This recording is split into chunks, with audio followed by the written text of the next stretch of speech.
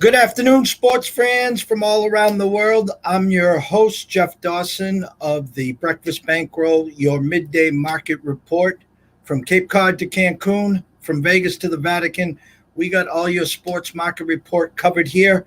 It's that time of the week to bring on our co host for the show, the one and only Dan Alexander at Newbie Talks, at Wager Talk, at Premiere Lacrosse. You name it, he covers it.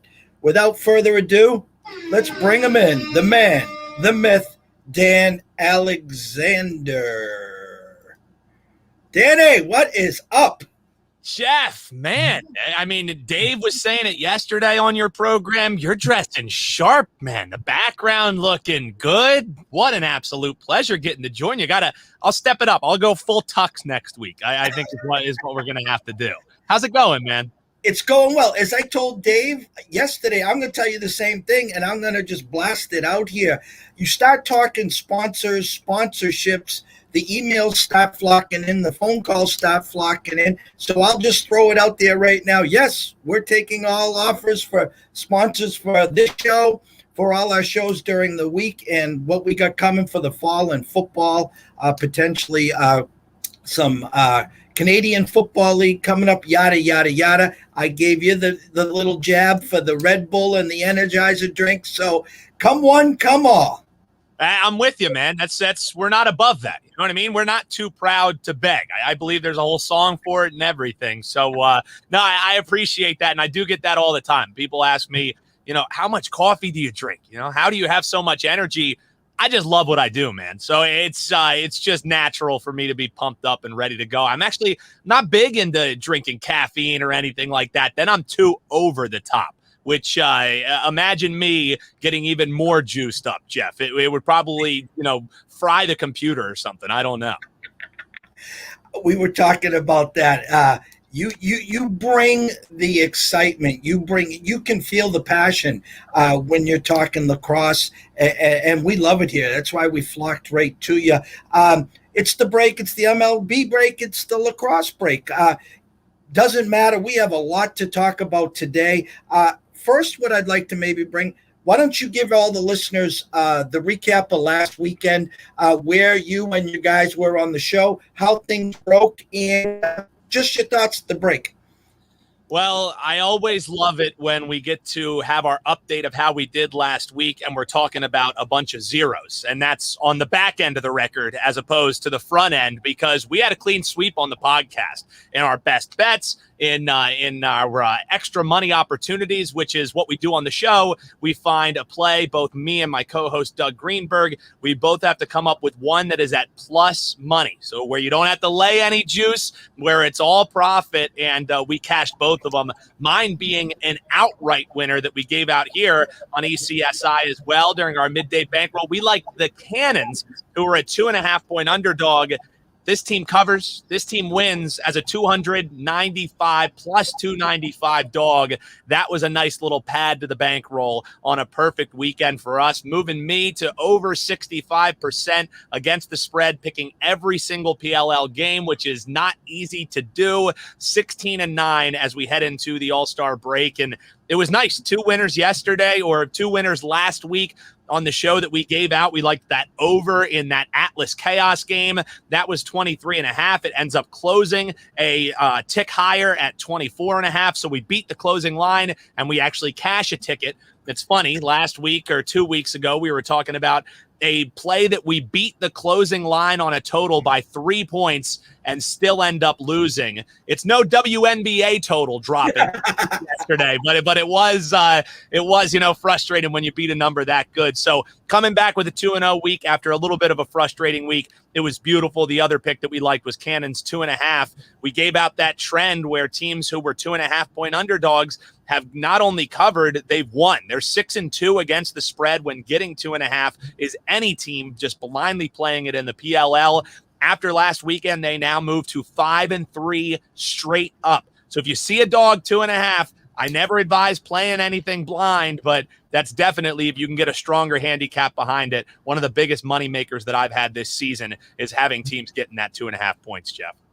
And we talked about it. The fact that when you're seeing that, it's auto bet, and then the fact we always talk about here at ECSI, sprinkle some beer and pizza money on it. You nail a plus 290. I mean, that's almost 3 units right there. I mean, hats off. 2-0, as you said on our show. I thank you because I cashed 2 tickets myself. So you are moving up on that Christmas card list, and who knows where you go from there. So I wanted to ask, we weren't together when the season started.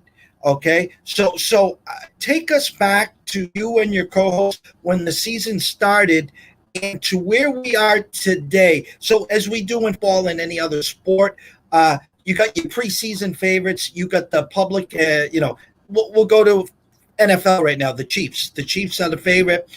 Brady and company are the second favorite to repeat. In the MLB, the Dodgers were the favorite to repeat. So take us back before the season started, where you were before the season started, expectations. And then next segment, we're going to bring up the current standings and maybe what you expect moving forward.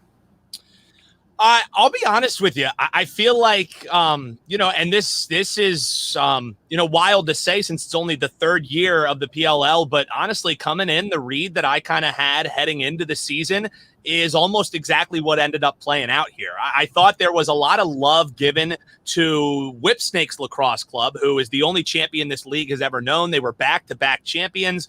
And really my mantra heading into this year was with the talent that came in this draft, with the reshuffling that happened with some of these teams, I said, if there's one thing that I would say is a lock, and still they might make me eat my words, I said there's no way this Whipsnakes team is going to three-peat. Now, I will say I'm aided in that take that their all-star captain in Matt Rambo had a wrist injury that he suffered in week 2 that's kept him out since that point. We're now moving into week 6 in the PLL, so that's 4 weeks a game, one of which was a double set for them. So I was aided a little bit by injury, but the thing is the market just loved this Whipsnakes team coming in. In the future market before the season started, they were like plus 150, something like that, to win the title. Out of 8 teams, who's going to put in a future at 15, plus 1.5 when you could bet that any day of the week? That's why I always say, unless there's 3 zeros on the back of a future, I'm not placing it, because it just doesn't make sense to let the book tie up my money for that long for a payout I could get on a weekly basis. You know what I mean? That's a better payout than we got, or a worse payout than we got on a 1-week dog that we cashed, $295. So that's something that I try and stay away from unless it's something real juicy. So the thing is this market has still loved the Whipsnakes. They're 4-2 straight up, but they're 2-4 against the spread. That to me is a team who, in the public eye and the marketplace's eye, is getting a little bit more value than they should. Whereas coming into this year, a team who I loved pre-flop, a team who I loved once the river hit, the team that I've loved the whole entire series and season thus far is Atlas Lacrosse Club, and they started 0-1. They started with one of the most embarrassing losses you can have. It was, I believe, 18-6 was the final score versus them against the Archers Lacrosse Club. So they just got absolutely bodied. And what have they done since then, Jeff? They've covered 5 straight games. They've gone 4-1 since that stretch. So after struggling and being the team that everyone was bailing off of, Atlas now sit at 5-1 against the number. That was a team who I was very high on coming into the year due to the moves they made during the offseason. So those were 2 teams that I think I had absolutely nailed. One team, and I'll send it back to you, Jeff, that I just think is an anomaly. They were in the championship last year. It's Chaos Lacrosse Club, and they've been probably, you could say, the most consistent team, and it's been consistently frustrating. It seems like whenever I try and back them against the spread is when they just don't want to play. Whenever I play against them, that's when they show up. They're 2-4 straight up. They're 2-4 against the spread. That's been a team that's just been a little bit frustrating to figure out. Other than that, I think we've had a pretty good handle on this league in its 3rd year, Jeff. All right, so let's bring up the current standings. Give me 1 second here. Yep.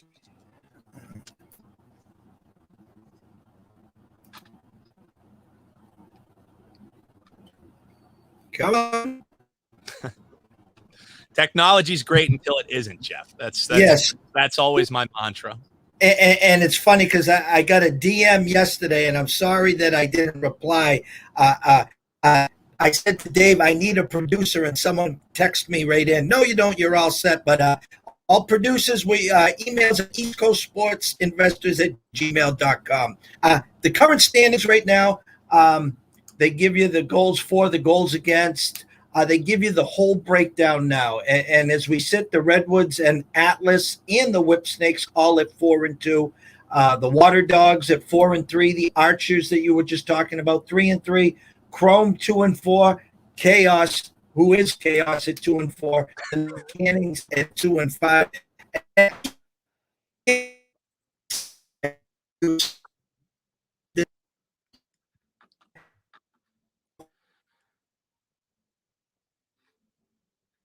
I lose you there, Jeff.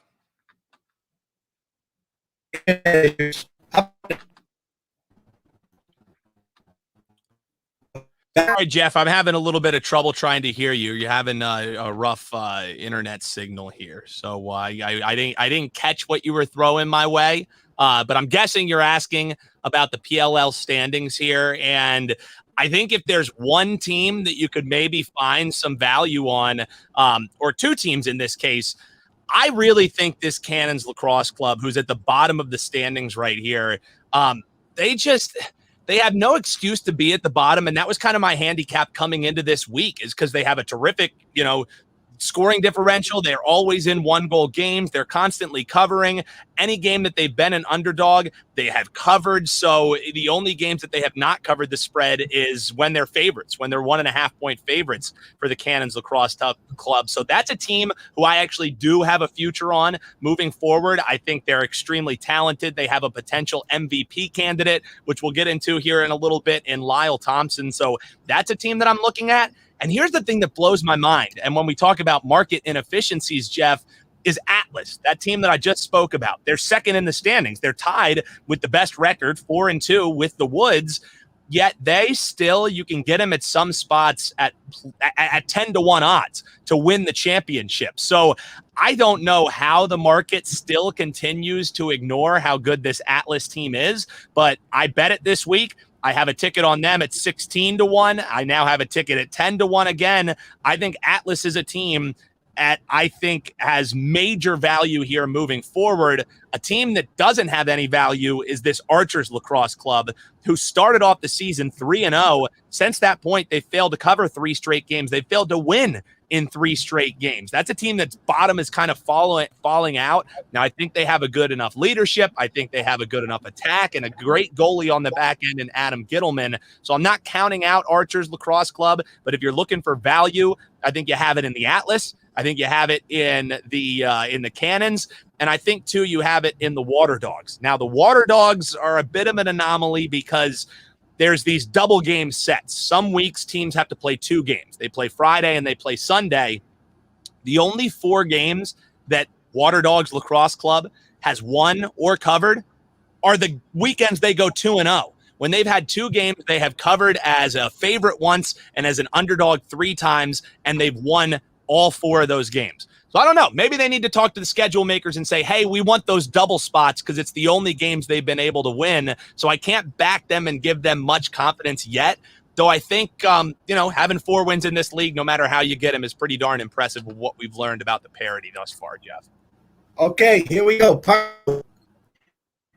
Odds right now, courtesy of DraftKings. Some prices right there for you. What sticks out there? Any of those really jump out to someone that hasn't gotten in yet that you can see some value from? That Cannons again at plus 1100. Atlas, I can't believe that bottoms fall out. You see on DraftKings they're plus 500. If you do have some other outs, if your area does have Bet MGM, you can bet the Atlas right now at 10-1, as opposed to that, just not as enticing 5-1 you're looking at right there. Water Dogs at plus 7.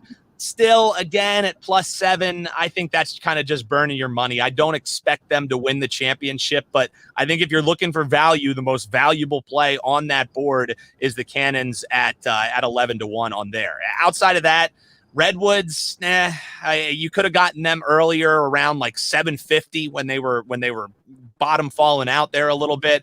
Archers, this is the longest that you've seen their odds this year, but still, I don't know if it just concerns me. When any team is losing 3 straight games, that's concerning to me, Jeff. So I can't take, even if it's money to burn, out of my pocket and place it on a future of the Archers when they just seem like a team that's kind of trying to find their refine their identity.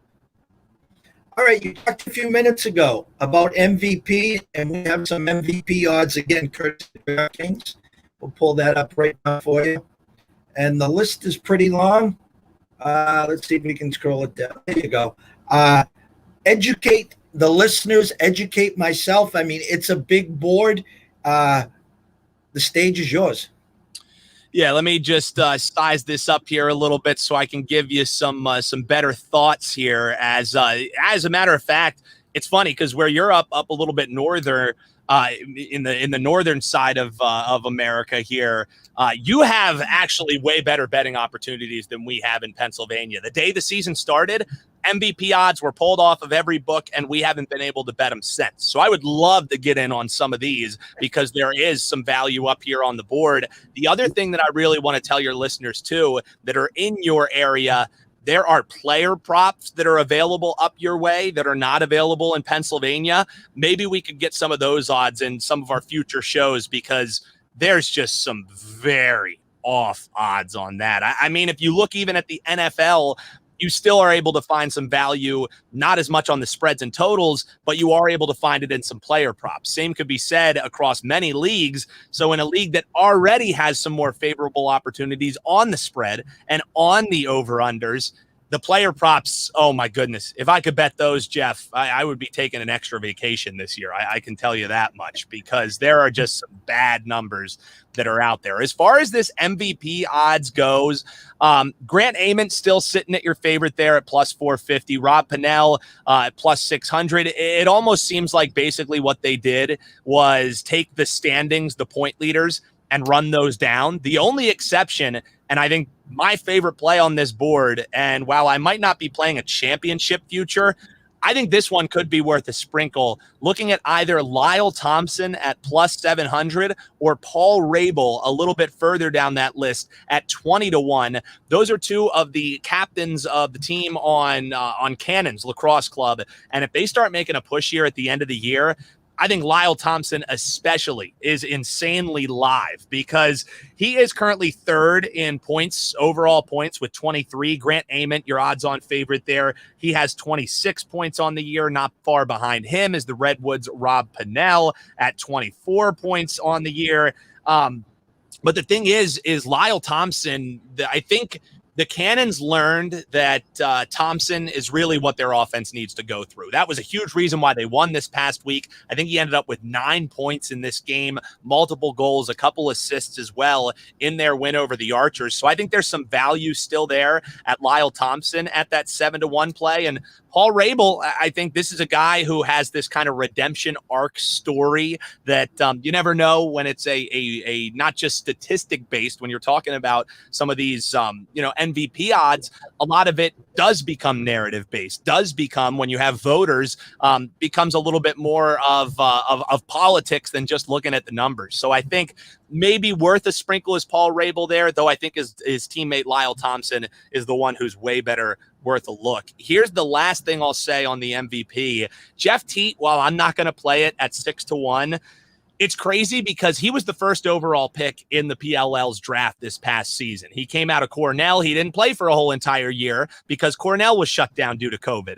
And then he wasn't allowed to start the PLL season because he is a Canadian and they had travel restrictions. So his first game action was week 3, and he's already third overall in total points, or excuse me, fourth overall in total points. He has 22 on the year and has played 3 less games than anybody who's ahead of him.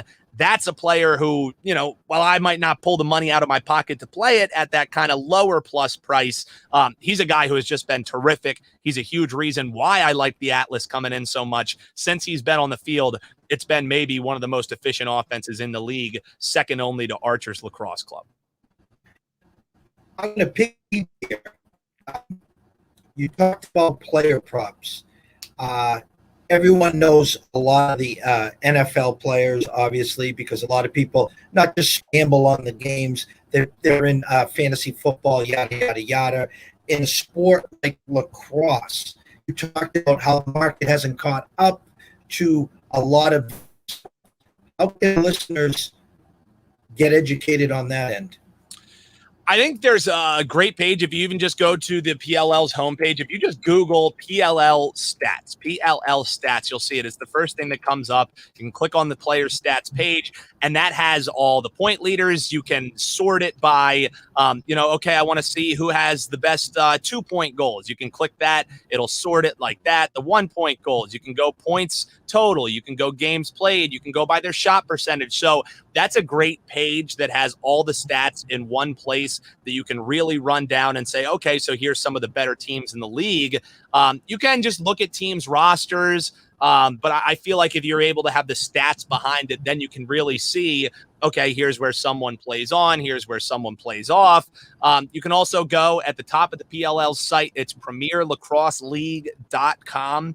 You can go there, and right at the top of the page, they have every game that's played. It's a super easy, scrollable menu there that you can go all the way back to week 1. You can have view stats. It has breakdowns of the game. So if you go to the site, if you want to kind of get from behind the 8 ball and kind of get up to speed, that's a great resource that I use myself doing the handicapping, because there aren't any, lacrosse databases like there is Pro Football database or NBA database. I hope they're eventually going to be there, but right now you have to go to the individual pages and check them out. But that's where I get my numbers from, Jeff. That's how I'm doing the handicapping, is just off of the PLL site. And, we've cashed our tickets, as I said earlier, at a 65% clip. So even without those databases, once those do come around and you're able to SDQL search, I think that's only going to help us in the lacrosse game. But for what we have right now, I think the PLL has definitely tried to be a little bit more instrumental in getting out information so that people can lead or learn about the league. But, nobody's perfect. Again, they're only their 3rd league. So as they're trying to improve, we as handicappers will try and do the same. But I think heading to that site, just clicking on the player stats page, there's a team stats page that ranks the teams by goaltending, by face-off, by offensive, by defensive stats. You can see the scores allowed average, the scores for average. So that site, super useful. You can buy your tickets off of it. You can get merch there. I think it's a great site, and that's where I would encourage people to go and check that out if they're trying to find out what's a team or what's a player that I could maybe play some of these player props on. All right, so you said no games next week, correct? So no games next week. This weekend is the All-Star weekend. No lines posted currently. If there are any lines posted, we've already recorded our Bet on Lacrosse show that's going to be dropping this evening. So we won't be really chatting about the lines, but you can check me out on Twitter. Name's right above my head here, at Newbie Talks. And if you see any of these lines, take a screenshot of them, send them my way. I do not have player props in Pennsylvania. So if you want to shoot them my way, Jeff, and say, hey, where's some value on this one? We could kind of tag team this thing, all about getting you some money up there. Whether I can bet it or not, I just want people to be beating the books. That's what it's all about, Jeff. Okay, so we'll have a week off next week.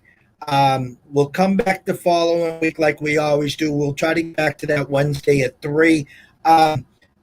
Closing, the stage is yours. Pump up everywhere you are so these guys can get in. Our job's to educate, Dan, and there's no one better than yourself, your partner in crime, on all the shows that you do. We want people cashing tickets. We went 2-0 last week. Thank you very much. You talked about some MVPs this week. You talked about potential futures for the second half. So blow up the stage right now and get all the new followers and listeners following you guys.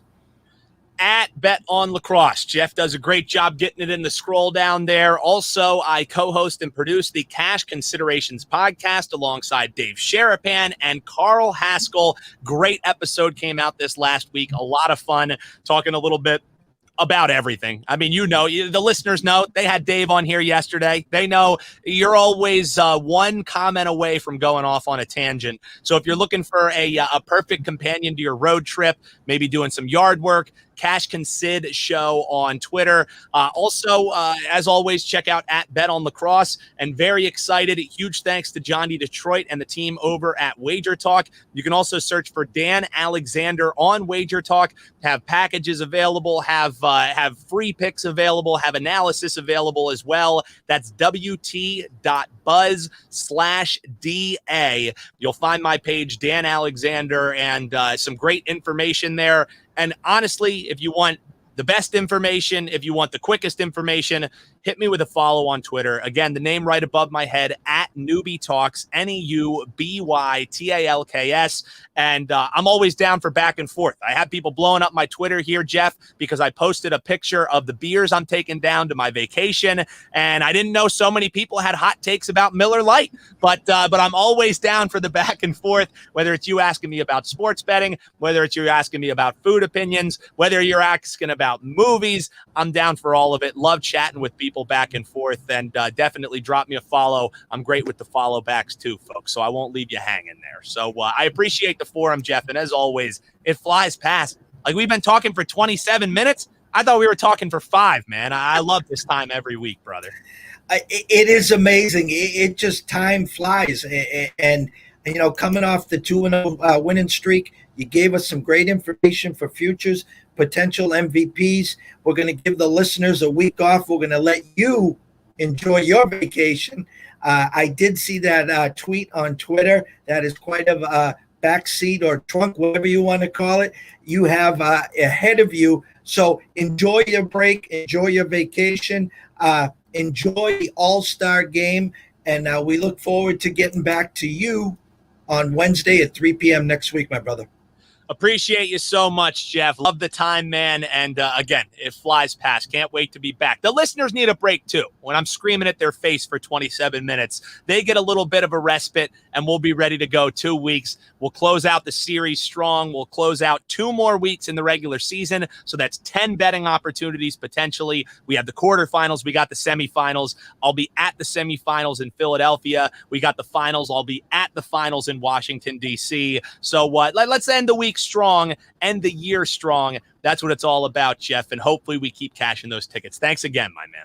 Thank you. And everyone wagering, always with your head and with your heart. And if you have a problem, pick up the phone to someone. Breakfast Bankroll. Thank everyone for watching. Reach out to Dan. He does answer DMs. He will respond very quickly. So everyone have a blessed day. See you soon.